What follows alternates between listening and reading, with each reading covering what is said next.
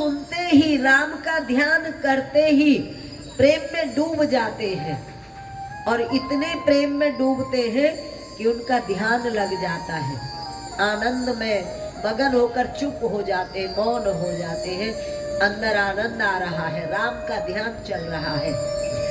तो 48 मिनट के लिए 2 दंड तक नहीं उन्हें कुछ भी याद रहा, बिल्कुल मगन हो गए, और एकदम फिर उन्हें याद आया, राम का ध्यान जो है वो करता है, अपना आनंद लेता है, पर राम की कथा जो कहता है वो अपना भी आनंद लेता है, दूसरों को भी आनंद देता है।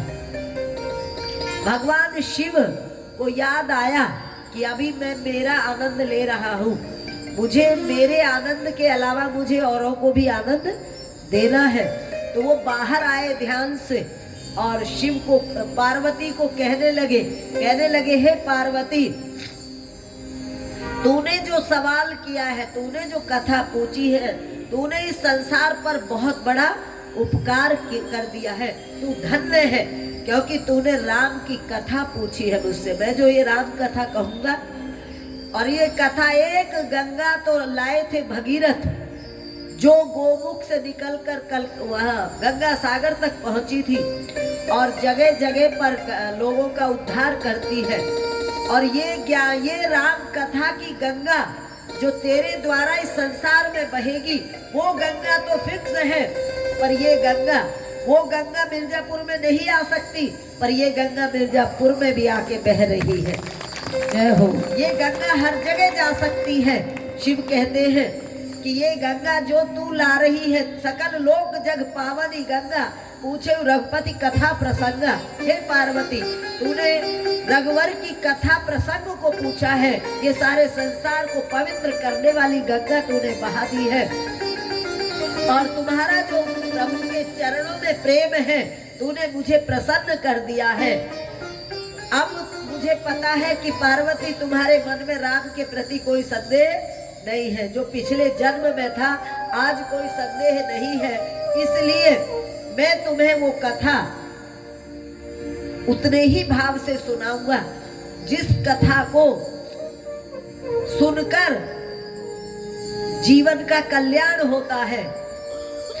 112 तद पिया शंका की सोई, कहत सुनत सब हित होई, नारी कथा सुनई नहीं काना, शरण आई भवन समाना, नहीं शांत दरस नहीं देखा, उधर मोर पाके कर लेखा, सिर कटु तुमरी समतूला, नमक हरि गुरु कद मूला, हरि भक्ति हृदय नहीं आनी, जीवत सब समान कई प्राणी, सुने करई राम गुण गाना, यशोदा दुर जी है समाना, इस कटोर मिठोर सोई छाती, हर चरती न जो हर साथी, जा सुनो राम के लीला, प्रेत तनुज विमोहन शीला, राम कथा सुर देनु सब, सेवत सब सुखदान, सत समान सुर लोक सबको ने सुने अस जा, सियावर राम जय जय राम, रे प्रभु राम सीता राम, मंगल भवन अमंगल हारी, भव सो दशरथ अजर बिहारी,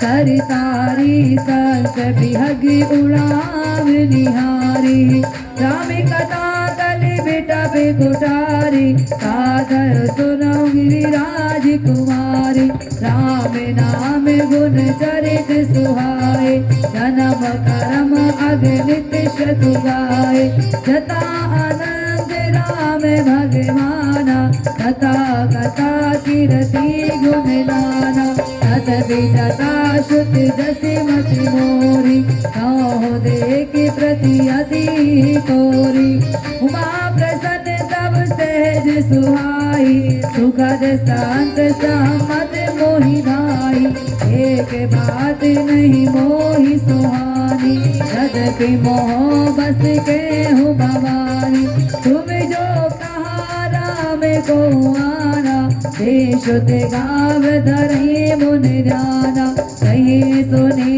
अस अधम नर कृष्ण जो मुख साथ पासंडी हरि पद विमुख नहीं झूठ न साथ सियावर राम जय जय राम मेरे प्रभु राम सीता राम मंगल भवन अमंगल हारी प्रभु सो दशरथ अजर बिहारी जय जय सिया राम जय सिया राम जय जय सिया राम। शिव पार्वती का संवाद चल रहा है। काश घर घर में पति पत्नी ऐसा संवाद करें, प्रभु की चर्चा करें। कहते हैं शिव कि हे पार्वती, तूने जिस कथा को पूछा है वो सबका हित करेगी, और जिसने यह हरि की कथा कानों से नहीं सुनी वो कान क्या है? बोले वो सांप का बिल है, वो कान नहीं है जिनमें ये हरि की कथा नहीं जाती। कबीर जी भी कहते हैं, जे घर प्रेम न संचरई ते घट जान मसान। जिस घर घट में यानी हृदय में हरि का प्रेम न हो उसे शमशान समझो। जिन हरि कथा सुनी नहीं काना श्रवण नंद्र अहि भवन समाना। वो कान अहि भवन सांप के बिल के समान है। नैनन संत दरस नहीं देखा, लोचन मोर पंख कर लेखा। मोर पंख देखे ना, उनमें आंख बनी होती है पर वो आंख किसी को देख नहीं सकती। बोले जिन आंखों ने संतों के दर्शन नहीं किए वो आंख मोर पंख के समान है। और जो सिर प्रभु की चरणों में, गुरु के चरणों में नहीं झुकता वो सिर नहीं है, वो तुम्बी है। वो जो होता है एक जो कद्दू पक जाता है ना, उसका ऊपर का हिस्सा जो होता है उसको तुम्बी बोलते हैं, वो तुम्बी के समान है। और जिसके हृदय में प्रभु की प्रीति नहीं है वह जी रहा है पर वो शव है। शव माने जीता हुआ मुर्दा है, वो जीना कुछ भी जीना नहीं है। हे पार्वती, ये कथा सबके मन को मोहने वाली है और तुमने सारे संसार का कल्याण कर दिया है इसको पूछकर। राम कथा सुंदर करतारी। बोले ये कैसी ताली है? जैसे पेड़ पक्षी बैठे हो ना, उनको उड़ाने के लिए आप क्या करते हैं, ऐसे ताली बजा देते हैं, वो उड़ जाते हैं।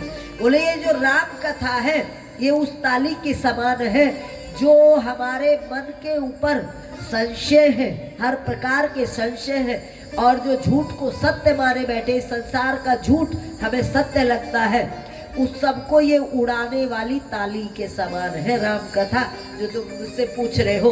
और मैं तुम्हें कह रही हूँ, शिव पार्वती को कह रहे हैं और मैं तुम्हें कह रही हूँ कि तुम इसको सुनोगे तो तुम्हारे मन के सारे संशय दूर होते चले जाएंगे।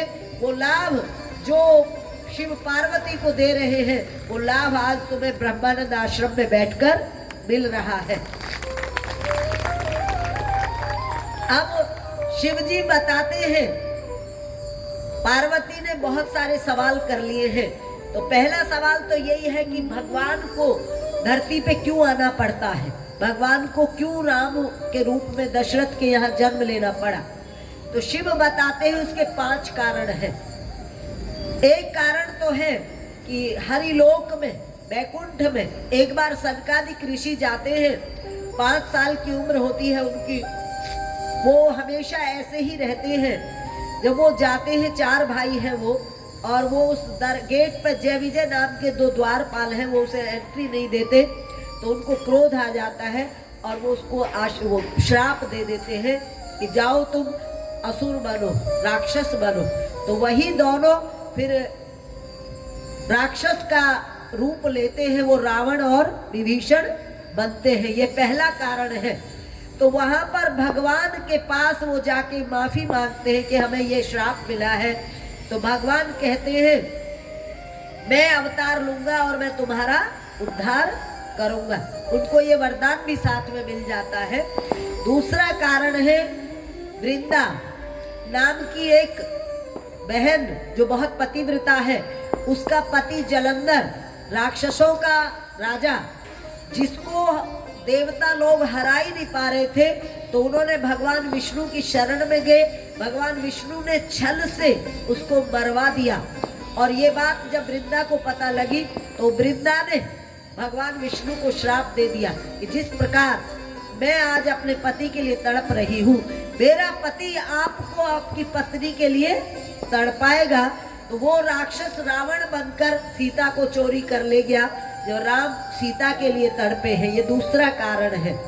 तीसरा कारण है नारद का मोह। बोलो ओम तत्सत। जय श्री राम। जय श्री राम। तीसरा कारण है मनु और शतरूपा, जो ध्रुव की बाबा और दादी थे। ध्रुव का नाम सुना है ना तुमने? ध्रुव बहुत भक्त हुए, उनके बाबा दादी थे दोनों। उन्होंने तपस्या की, बहुत बड़ी तपस्या की। और उस तपस्या में, मुझे ये नहीं पता तुम पीछे क्या देखते हो, कौन है तुम्हारे लिए ऐसा दर्शन करने का जिसके दर्शन के लिए पीछे मुड़ जाते